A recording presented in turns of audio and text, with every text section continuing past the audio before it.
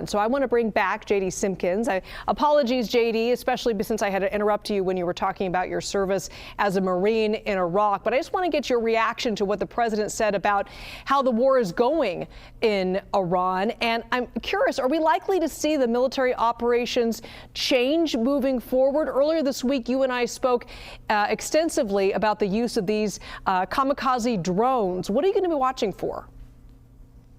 I think obviously one of the points we're all wondering about, especially as we mentioned myself, other global war on terror veterans, is whether or not there's going to be a boots on the ground element as a part of this.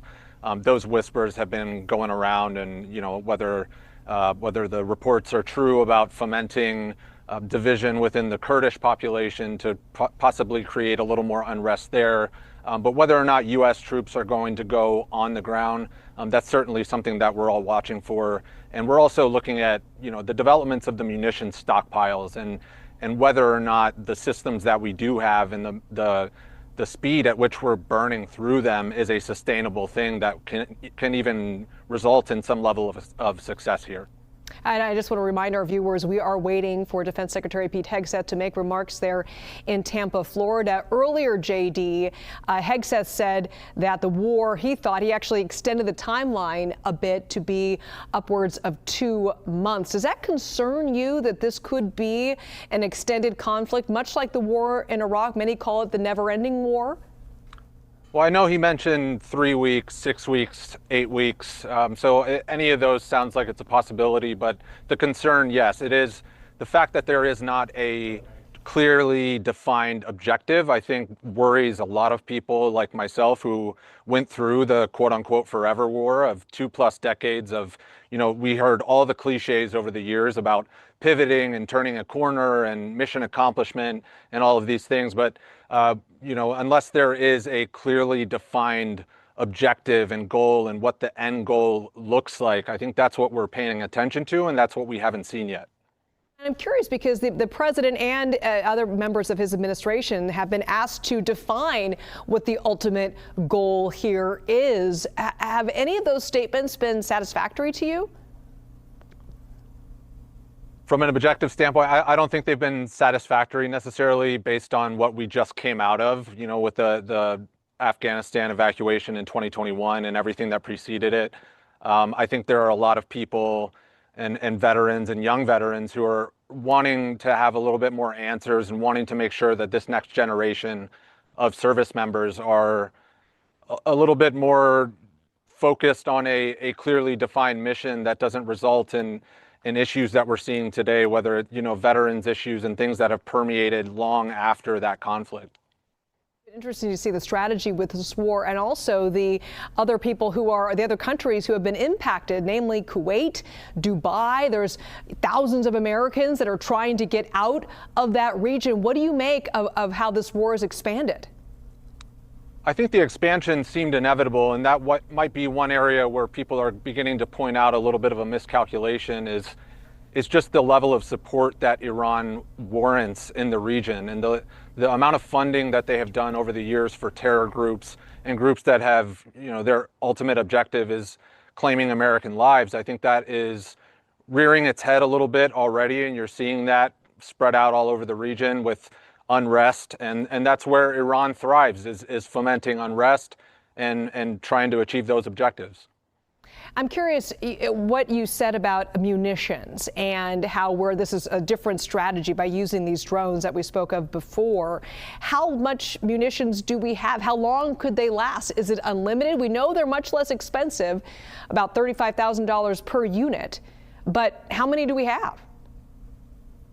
I personally don't know the inventory amount, but I think the concern is more so the level or the inventory that Iran has and their allies within the region, what they have. And I think that's the concern right now is just the cost discrepancy when you look at the math of what a Patriot missile costs, for example, to intercept a Shahed drone.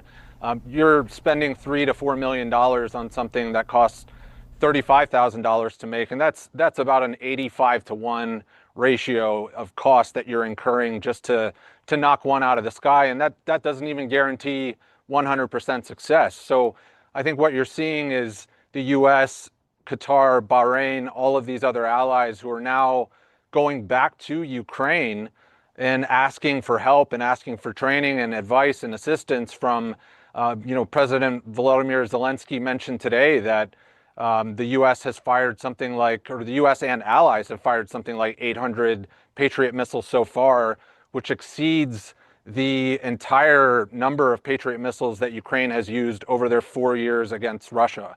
And what they've done now is take drone interceptor technology that can cost as little as a used car, and they're sending it up and having a remarkable success rate in terms of knocking Shahed drones out of the sky. That's really interesting. So we're seeing these other countries actually asking Ukraine for advice on how to operate these new types of drones and missile defense capabilities? We are, and that's where I would suggest there's a little bit of strategic malpractice involved, just going back to the early days of the Russian invasion of Ukraine, our experiences in the Red Sea with the U.S. Navy having to knock out Shahed drones using $1 and $2 million interceptor missiles, that we have the experience and we have the timeline that has proven that this is not an efficient system. And yet, I mean, we're talking about, everyone knows the picture of J.D. Vance and some of the others in the administration kind of chastising Volodymyr Zelensky in the Oval Office. And coincidentally, that was on February 28, 2025. So 1 year to the day is when we launched the attack on Iran. And the fact that we were not more forward thinking in terms of getting spun up on some of this training and acquisition is a little bit damning. Curious, we talked about U.S. allies. What about its adversaries, namely Russia and China? Speaking of the war with Ukraine, are you concerned that they are also allies with Iran, by the way? Are you concerned that they may get involved, even though China has said that they do not want any kind of fighting, that doesn't lead to anything good?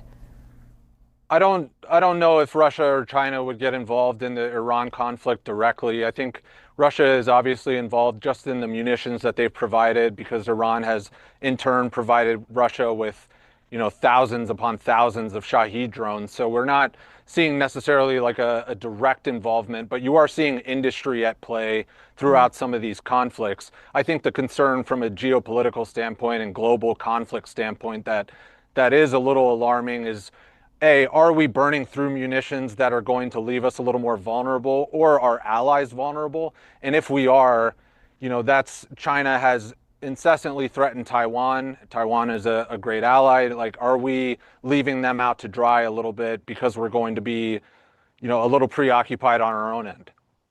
J.D. Simkins, stay close, because I'd love to talk to you after we hear the remarks from Defense Secretary Pete Hegseth. So thank you so much for joining us, and we'll check back in with you.